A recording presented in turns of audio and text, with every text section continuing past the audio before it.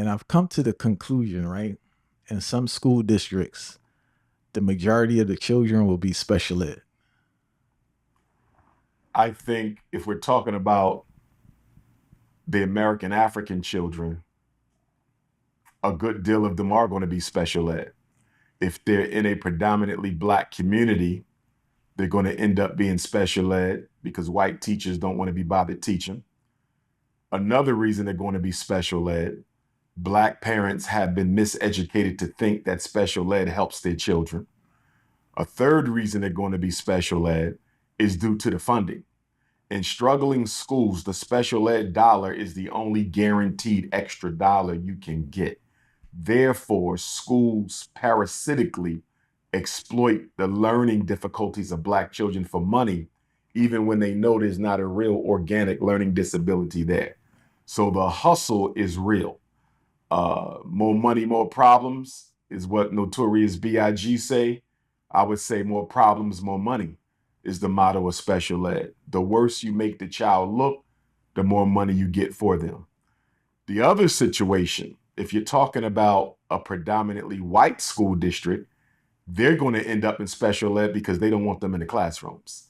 I think where Black parents go wrong with taking children out of Black school districts and putting them in white school districts is they fail to remember the history.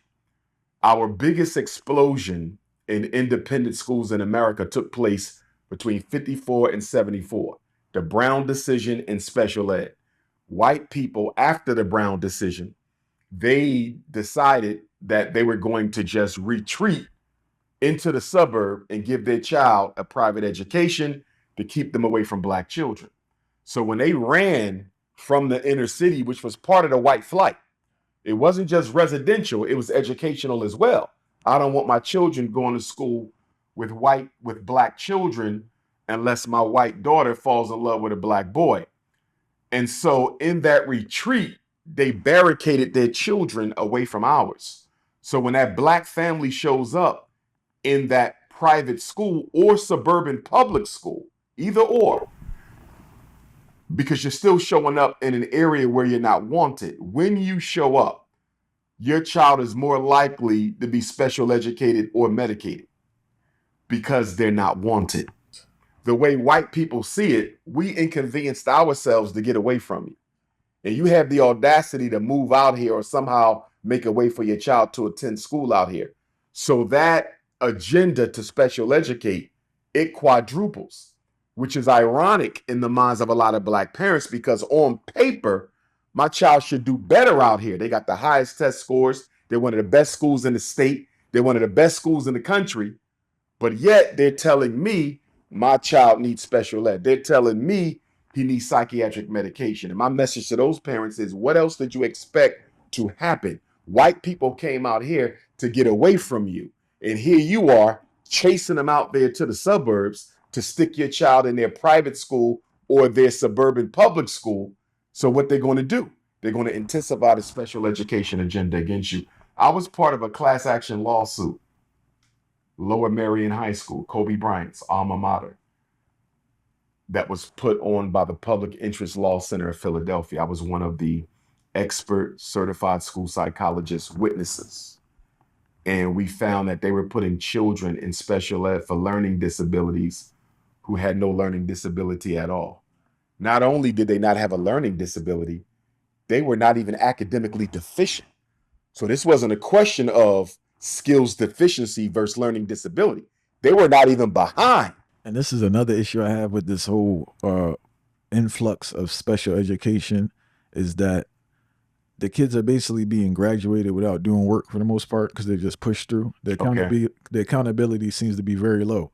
Now you have a large population of people going into society with no basic skills to contribute to society. Mm-hmm. That's like my biggest concern. And I've witnessed this firsthand. Mm-hmm. I've seen a large portion of kids just get pushed through school who were considered special ed. Mm-hmm.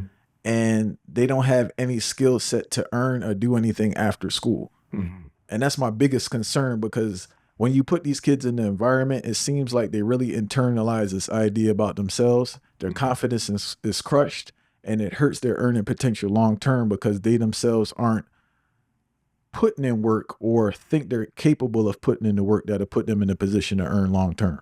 I'm going to go back to something I said during our first interview and tie it in to what I want to say now. When we discussed something similar, and I brought up the fact that in special ed, children are graded based on progress towards the IEP goal, not state standard. Yep. Parents are not told this. So you're being socially promoted. Special ed is legal social promotion. It absolutely is, because you're graded based on progress towards the IEP goal. So if I'm a fifth grader reading on the second grade level, and my parents allowed my IEP team to get away with creating a reading goal that says I'm only going to be reading on the third grade level next year, I'm going to get an A on my report card because I'm making steady progress towards that third grade goal. But I'm a fifth grader. So even if I meet this annual goal, I'm still 2 grades beneath. But my parents are not comprehending that they're still setting me up for failure, although it appears like I'm making progress. So what happens is, you go through enough IEP rotations, 1 a year, required by law, 1 IEP meeting a year, and it looks like the child is making progress, but what the parent is not perceiving is his progress is so small compared to the children in the regular classroom that every year he goes up, the gap between him and the others is still getting wider, because you're only moving up 1 grade and you're already a few grades behind. The regular children are moving up an entire full grade based on state standard. You're moving up maybe a full grade, but on third grade level. So this is how you're in the 5th grade reading on the second.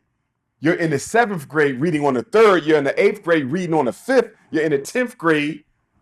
The gap is getting wider and wider. And then what happens is this. The parent finally finds out my child is not academically functional for graduation. The school district says, uh-oh, we messed up. We really didn't make sure this kid received their free and appropriate public education. Now, special ed doesn't have to end until age 21. The right thing to do is what? Not give him a diploma, let him continue. He don't have to stay in the school. The special ed teacher can come to the home, they can meet at the library, they can meet at the community college. He don't have to stay in school. IEP is 3 to 21.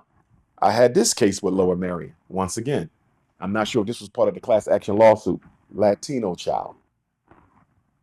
He's about to graduate. He was put in special ed in the 1st grade, I believe it was. He went 12 years. Time to graduate, not academically functional. I told the attorney and I told his mother, give the diploma back. They're not done.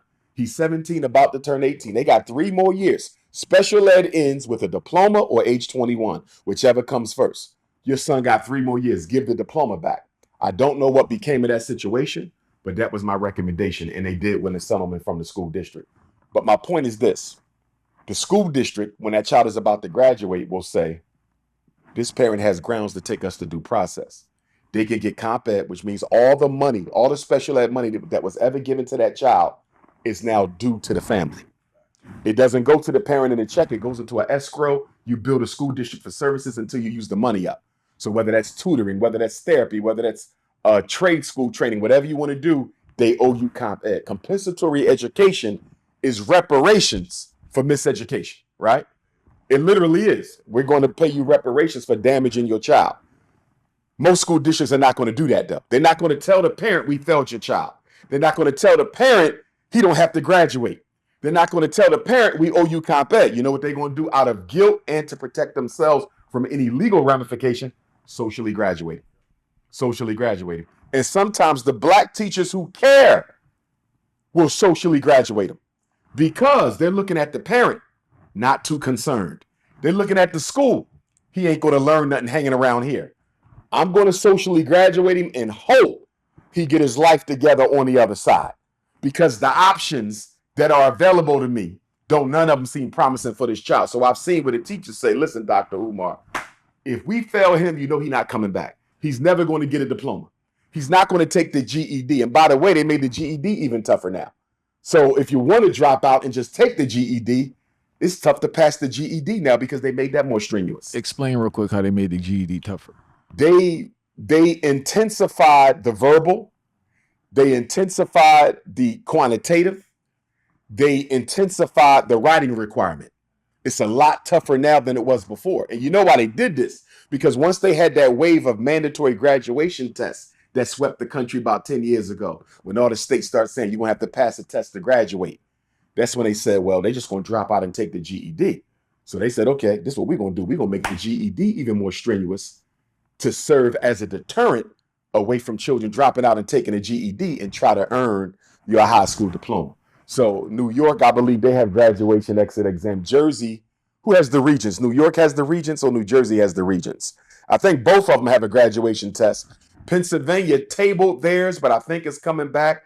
But right now, nearly half the states have mandatory graduation exam. And for a lot of them, that 12th grade state standardized assessment that you've always taken is now the graduation exam. So you've always taken it, but only now if you fail it, you're not graduating. Whereas before, you might fail it, but if you had the grades, you might still graduate.